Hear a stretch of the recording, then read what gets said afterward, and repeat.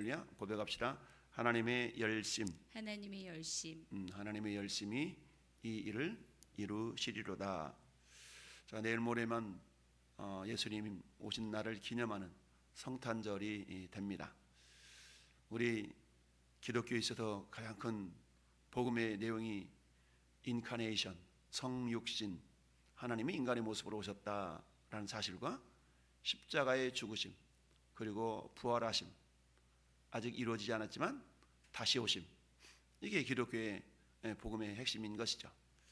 그 가운데 첫 번째 단계 인카네이션, 성육신, 이 모습을 중심으로 오늘 이사야 선지자, 즉 예수님이 이 땅에 오시기 700년 전에 이사야 선지자를 통하여서 700년 후에 이러한 메시아가 오겠다라고 예언한 내용이 오늘 본문의 내용입니다.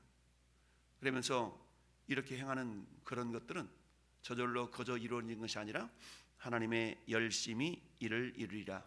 왜 그럴까요? 사탄의 방해가 있기 때문에 그 방해를 이기고 이 땅에 메시아로 오실 예수 그리스도에 대한 이야기를 우리 아버지 하나님께서 이루어 가시기 때문에 여호와의 열심히, 즉 하나님의 열심히 이를 이루시리라 라고 말씀하고 있습니다. 저는 하나님의 열심 하면 떠오르는 대표적인 인물이 아브라함인데요, 하나님께서 아브라함을 저 갈대아 우르에서, 아버지는 우상을 만들어 파는 우상 장수였던 그곳으로부터 건져내서 가나안 땅으로 들이키시는 그런 하나님의 놀라운 열심의 모습을 저는 아브라함을 통해서 발견합니다. 왜냐하면 하나님이 부르신 자는 아브라함이지 아브라함의 아버지 데라가 아니었죠. 근데 아버지 데라가 자기 모든 생업을 청산하고 아들과 함께 고향을 뜬다는 것은 굉장한, 어찌 보면 결단이 아니고선 이루어질 수가 없죠. 그러나 그랬던 아버지 데라는 중간 기착지였던 하란 땅에 머무르고 말죠. 그 하란에 머물러 있었던 아브라함을 하나님은 다시 부르십니다. 그게 창세기 12장의 내용이죠. 본토 친척 아베 집을 떠나 내가 내게 지시할 땅으로 가라. 아브라함이 가본 적도 없는 그곳을 향하여서 하나님은 가라라고 명령하시죠. 그래서 할렐루야, 다시 왔습니다. 하나님께서 아브라함을 마침내 믿음의 조상으로 삼으시는 과정, 그 처음에 출발이 갈대아 우르였지만 일단 가나안 땅에서 그 일을 시작하시기 위하셨기 때문에 그말로 가나안 땅에 이르기까지, 그것을 성경은 창세기 12장 4절에 마침내 가나안 땅에 이르렀다라고 말씀합니다. 이 마침이라는 한 단어 속에 결국 하나님께서 아브라함을 향하신 그 열심의 내용을 우리가 보게 됩니다. 마찬가지로 예수 그리스도를 이 땅에 보내셔서 우리의 구주 삼으시기 위한 그 모든 일정과 여정 가운데는 그야말로 하나님의 열심이 나타나 있다라고 볼 수가 있습니다.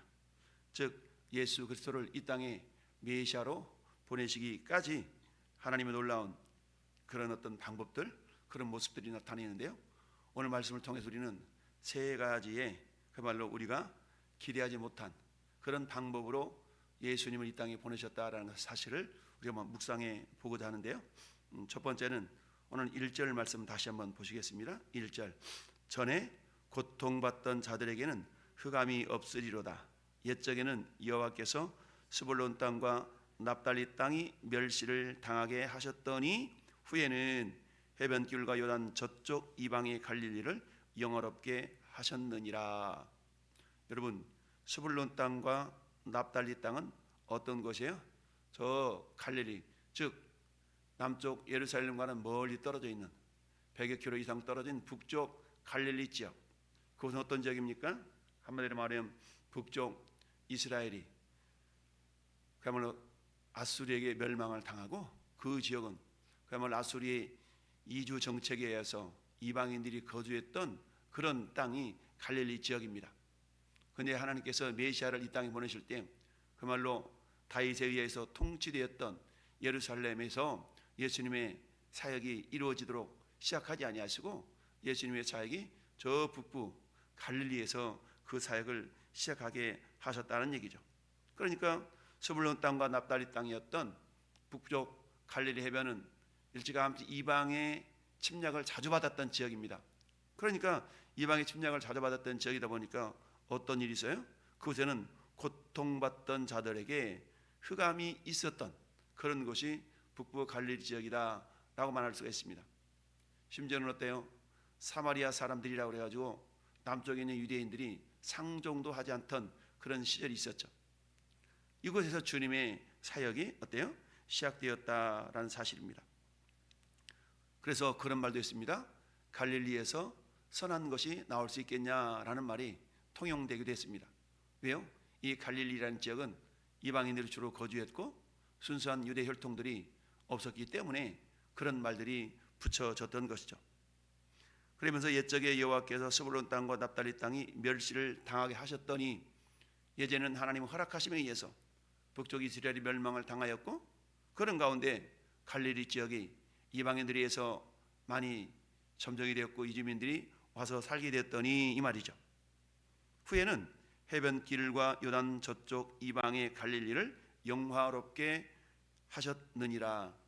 그처럼 천대받고 멸시받았던 그 지역에서 예수님의 사역이 시작되었다는 얘기는 그야말로 기대하지 않던 자리에서 우리 주님의 사역은 이루어진다라는 사실입니다. 때로는 내가 있는 내 자리가 너무 부족하고 연약하고 내년에는 이거 할 수 있을까? 우리는 그런 생각을 가질 때가 있습니다. 그럼에도 불구하고 우리 하나님은 우리 주님이 우리와 함께 하신다면 구원의 역사, 능력의 역사, 기적의 역사를 분명히 나를 통하여서 내가 있는 자리를 통하여서 그 자리가 어떤 미천한 자리를 할지라도 이루신다라는 사실. 중요한 것은 그 예수 그리스도를 내가 구주로 영접하고 있느냐 그러지 않고 있느냐, 그 예수 그리스도를 내가 신뢰하고 있느냐 그렇지 않느냐에 따라서 결과가 달라질 수 있다는 얘기죠.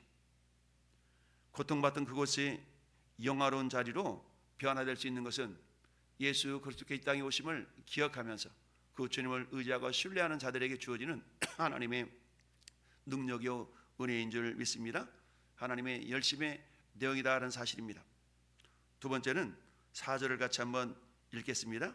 이는 그들이 무겁게 맨 멍에와 그들의 어깨의 채찍과 그 압제자의 막대기를 주께서 꺾으시되 미디안의 날과 같이 하셨음이니라 라고 말씀합니다. 여러분, 미디안의 날이라는 것은 뭡니까? 우리는 사사기의 역사를 기억해 볼 수가 있습니다. 사사시대에 우리는 기드온을 통해서 하나님은 기드온의 300용사를 통하여서 엄청난 미디안 족속들을 물리쳐 이기셨던 걸 보게 됩니다. 미디안의 날과 같이 하셨다라는 얘기는 사사기 6장과 7장을 배경으로 하는데요. 그곳에서 하나님께서 그야말로 가장 작은 그런 므낫세 지파의 기드온이라는 사람을 통해서 너는 하나님의 큰 용사다 라고 하면서 그 기드온을 사용하신 사건을 말합니다. 하나님 우리와 함께 하셨다면 어찌 이런 일이 있습니까? 라고 하나님에 대해서 항변했던 그 기드온, 연약했던 기드온을 하나님께서는 그야말로 솜털뭉치에 이슬이 맺히지 않도록 하는 역사를 통하여서 믿음을 주셨고 그 믿음으로 기드온은 마침내 300명의 용사를 통하여서 많은 미디안 백성들을 물리쳐 이겼던 그런 사건을 우리가 보게 됩니다. 이처럼 두 번째 예수님의 사역은 따라합시다. 기대하지 않았던 방식으로, 그렇죠? 기대하지 않았던 방식으로 그 사역을 시작하셨다는 얘기입니다. 사람들은 기대할 수 없는 방식이었지만 그러나 하나님은 하나님의 방식으로 사람의 기대를 만들어 가시는 하나님이시다라는 사실을 오늘 본문을 통해서 우리에게 보여주고 있습니다. 이는 그들이 무겁게 맨 멍에와 그들의 어깨의 채찍과 압제자의 막대기를 주께서 꺾으시되 어떤 방식으로? 사람이 기대하지 못한 방식으로 300명으로 그 수많은 미디안을 물리쳐 이기게 하셨다라는 사실입니다. 미디안의 날과 같이 하셨음이니라. 이 말은 뭡니까? 하셨음이니라. 이미 완료 시제로 표현하고 있습니다. 완료했다는 얘기는 뭡니까? 우리 그런 얘기 합니다. 너 죽었어, 너 죽었어. 우리가 어떤 속상한 일이 있을 때 상대방을 향하여 말을 할 때 그러잖아요. 너 죽었어. 이렇게 어린 시절에도 그렇게 놀던 시절이 있었는데요. 그 말은 무엇입니까? 아직 죽지는 않았지만 너가 죽을 정도까지 내가 반드시 안갚음을 해주겠다라는 의미 아니겠습니까? 오늘 말씀도 마찬가지 미디안의 날과 같이 하셨음이니라. 즉 예수 그리스도께서 이 땅에 오셔서 이루실 하나님 놀라운 구원의 역사라는 것은 이미 완성되어진 약속이다 라는 얘기죠. 그러니까 미디안과 같이 하셨다라는 얘기는 이미 뭐예요? 하나님께서 마치 완성되어진 것처럼 말씀하고 있기 때문에 그 일은 반드시 이루어지고야 만다라는 의미가 담겨져 있습니다. 미디안의 날과 같이 되었다라고 말씀하고 있습니다. 이처럼 하나님의 방식이 우리의 기대와는 다르게 이루어질지도 모릅니다. 그러나 우리 모든 것들을 주님께 내어드리며 맡겨드릴 때에 우리 하나님은 미디안의 날과 같이 하나님께서 개입하시면 그 순간부터 우리의 삶은 하나님께서 일하시는, 주님의 열심히 일하시는 그런 삶이 되어질 수가 있다라는 사실입니다. 여러분, 우리는 어때요? 내 형편, 내 상황을 먼저 바라볼 수밖에 없는 연약한 존재들입니다. 그러나 믿음이라는 건 뭡니까? 믿음이 없이는 기쁘시기 못하나니 하나님께 나아가는 자는 반드시 그가 계신 것과 또한 그가 자기를 찾는 자들에게 상 주시는 이심을 믿어야 할지니라 라고 말씀하고 있죠. 내게 능력 주신 자에서 내가 모든 것을 할 수 있느니라. 여러분, 사도 바울의 인생이 어떤 삶이었습니까? 때로는 환난 속에서, 때로는 강도 위협과 동족 위협과 40에 하나를 감한 배를 엄청 많이 맞았고 그런 어떤 시련의 삶이었던 것이죠. 이런 모든 상황 속에서도 사도 바울은 어떻습니까? 하나님을 절대적으로 신뢰했죠. 내가 잘 나갈 때만 신뢰하는 것이 아니라 어떤 상황 속에서도 하나님을 신뢰하는 그 믿음이 있었던 겁니다. 왜 그랬을까요? 사도 바울에게는 부활의 믿음이 있었기 때문이죠. 죽어도 다시 살 수 있다는 그 부활의 믿음, 모든 것이 합력하여 선을 이룬다는 로마서 8장 28절의 믿음이 있었기 때문에 사도 바울은 그런 여러 가지 환난 속에서도 넉넉히 이기는 믿음을 가질 수가 있었던 겁니다. 그러니까 빌립보서 말씀에서는 뭐라고 고백합니까? 빌립보 4장에 나는 비천에 취할 줄도 알고 풍부에 취할 줄도 아는 일체의 비결을 배웠노라 라고 말씀합니다. 내가 비천하다고 해서 비굴하지 않고 풍부하다고 해서 교만하지 않는 그런 겸손함으로 주님과 동행하면서 주님의 뜻을 이루어 드리는 그런 하나님의 사람이 되었다는 얘기입니다. 우리가 잘 아는 요셉도 야곱의 11번째 아들이었던 요셉은 어떻습니까? 요셉도 마찬가지 그랬죠. 형들의 모함에 의해서 저 애굽의 종으로 팔려갔던 그 요셉, 그러나 그 요셉은 어때? 하나님의 섭리를 깨달아 알았던 것이죠. 형들이 나중에 동생을 팔아버린 일들 때문에 요셉이 총리가 되었을 때 굉장한 두려움 속에 휩싸이게 되었지만 형님들이요, 나를 팔았다고 해서 근심하지 마소서. 형님들이 판 것이 아니라 하나님께서 우리 형제들을, 부모님들을 살리시려고 미리 나를 애굽에 보내신 것입니다 라고 고백한 장면은 그야말로 요셉을 통해 일하시는 하나님의 열심의 내용을 우리가 돌아볼 수 있는 내용이 아니라 할 수가 없습니다. 오늘 본문의 내용을 통해 우리 하나님은 이처럼 기대하지 않던 방식으로 사역하시는 분이시다라는 것을 알 수가 있습니다.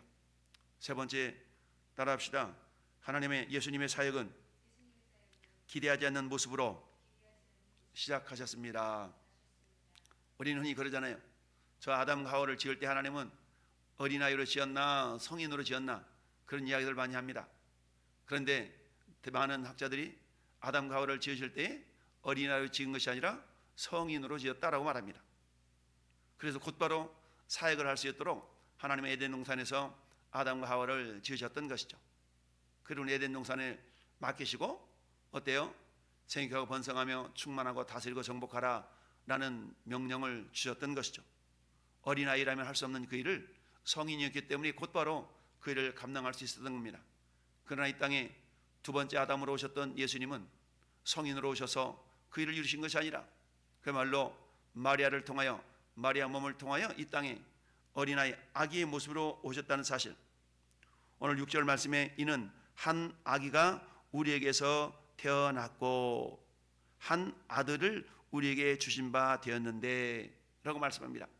여러분, 한 아기와 한 아들은 두 사람을 의미하는 것이 아니라 한 사람의 역할을 이처럼 이중적으로 표현하고 있는 것이죠. 한 아기가 태어났다라는 얘기는 뭡니까?